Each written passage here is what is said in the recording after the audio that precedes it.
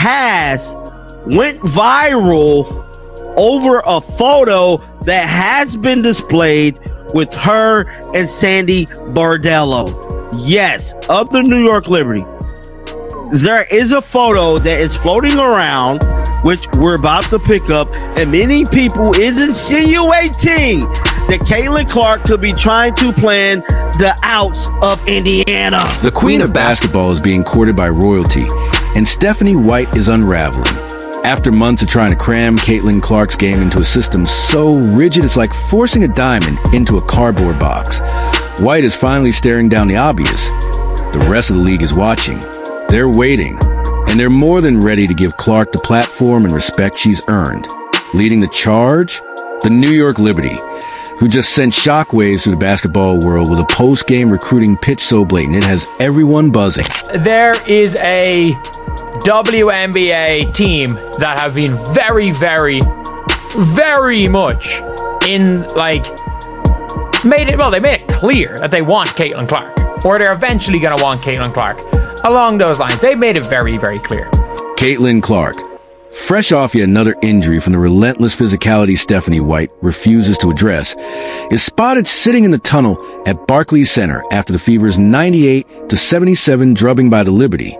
But instead of sulking over the loss, she's all smiles, chatting it up with Liberty coach Sandy Brondello, superstar Breanna Stewart, and Sabrina Ionescu like they're scheming the biggest heist the WNBA's ever seen. And just to spice things up, Clark's agent, Erin Kane, is right there in the mix. Because when agents pop up in the middle of these friendly post-game conversations, it's never just small talk, it's business.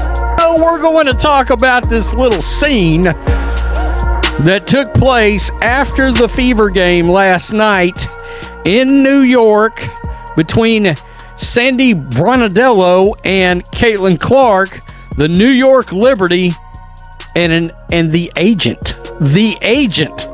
That is what makes this so interesting. This wasn't some light-hearted post-game chit-chat between colleagues. This was Recruitment 101, and the Liberty brought out their A-team. Breanna Stewart, the franchise cornerstone who's made it crystal clear she's never leaving New York. Sabrina Ionescu, practically a lifer in the Big Apple with her name already etched into the city's basketball fabric. And Sandy Brondello, a coach who doesn't just manage talent, she unlocks it. The contrast couldn't be sharper. A franchise that builds around its stars versus one that seems intent on suppressing theirs. And today, we have just seen the New York Liberty players, after the game, meeting up with Caitlin Clark. It is Stewie, it is Sabrina Ionescu, there is Sandy Brondello. And by the way, Stewie is not leaving New York the rest of her career. That is one thing that I will be 99% sure of. That Stewie is not leaving. New York. Sabrina is not going to leave New York. I think there is a 50-50 chance Caitlin Clark leaves Indiana after her rookie season. Meanwhile, Stephanie White is probably somewhere in the background having full-on flashbacks to every questionable decision she's made this season. Like giving Natasha Howard more first-half minutes than Caitlin Clark, as if anyone bought a ticket to watch that. You know, one thing I like about the New York Liberty, they got a little run and gun in their offense. When I watched them the other day against the Aces, and Sandy does a wonderful job making that ball go. And it's fast-paced. They shoot threes. They allow Sabrina be Sabrina. She can shoot her threes. They're a very well-balanced team. They got a little inside, but they also got some outside too. And I can see why they won the championship. And I just hope that when Caitlin Clark feels and sees that, she goes, that's a good idea. Like slapping Clark with minutes restrictions that she herself openly called silly and flat-out refused to accept. Like standing by as her franchise player goes down with a fourth injury this season. All while pretending the non-stop physical abuse Clark takes on the court has nothing to do with the mounting toll on her body. Yeah, by the way, Caitlin Clark looks unbelievably happy talking to these folks. But this is how it starts in sports. This is how it starts in the NFL. This is how it starts in the NBA. when you start seeing the wheels in motion, there's signs. There's signs before eventually a player gets traded. A player eventually marks their next destination. The Indiana Fever, you're on notice. You're on notice. You better recognize what you've got going on, the asset in front of you, and you do whatever you have to do to correct what is happening. If you're enjoying this, don't forget to subscribe.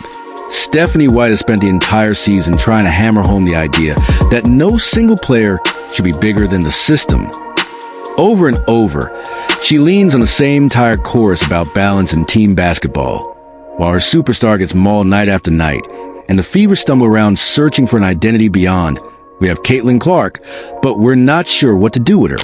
I think the obvious issue is Stephanie White is so stubborn to fit a circle in a square peg instead of utilizing the strengths of the team.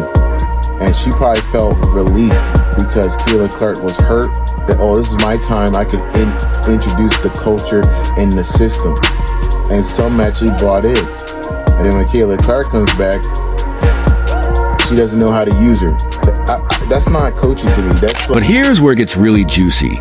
The Liberty aren't just another team eyeing Caitlin Clark. They're the reigning WNBA champions, a franchise that actually knows how to build around its stars. They understand pace, spacing, and how to give elite players the freedom to shine. Under Sandy Brondello, they've crafted an offense that thrives on ball movement while still leaving plenty of room for individual brilliance. The receipts? First in net rating, first in offensive rating.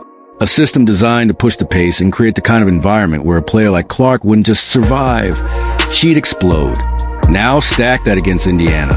With the Fever, Clark has been forced into a scheme that's the polar opposite of what made her great at Iowa. There, she was a system. She had the green light to pull from the logo, create her own looks, and orchestrate every possession like a maestro. In Indiana, she's boxed into half-court slog ball, told to cap her shot attempts, and wedged into a rigid structure that smothers the very brilliance that made her a phenomenon in the first place. What's crazy is that her team lost the damn game, but Caitlin is all smiles. She's all smiles. She's all smiles. So many people is insinuating.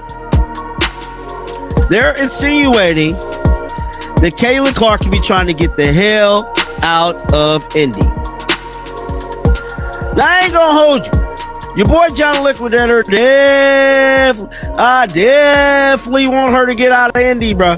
But the numbers really loud and clear. The Liberty aren't Clark just putting up 16.5 points, 8.8 WNBA 5 rebounds a game. A franchise that actually knows how to build around its stars. She's shooting just 29%. They understand pace for a player who built her legend by how to give elite players the freedom to shine. 27 under Sandy Brondello. They've crafted an offense that thrives on ball movement, that reigns still leaving plenty of room for individual brilliance, and the toll is showing. First, after never missing a single game in her college career or rookie, a system designed to push the Clark pace and create the kind of environment this year where a player like Clark wouldn't just survive. A direct result of being ground down, and now stack that doesn't play to her strengths. With the Fever, enters Sandy Brondello. Clark has been forced into a scheme that's the polar opposite of what made her great at Iowa. Championship pedigree. She was someone who has worked with the great. She had the green light. Actually knows how to design systems around generational talent and orchestrate every possession like a maestro. She's coached Diana Taurasi. She's boxed guided Brianna slog ball. She knows how to let superstars be superstars and wedged into a rigid structure that smothers the very brilliance. It's nothing but genuine admiration in the first place. The polar opposite of the thinly veiled frustration that seems to drip from every Stephanie White press conference.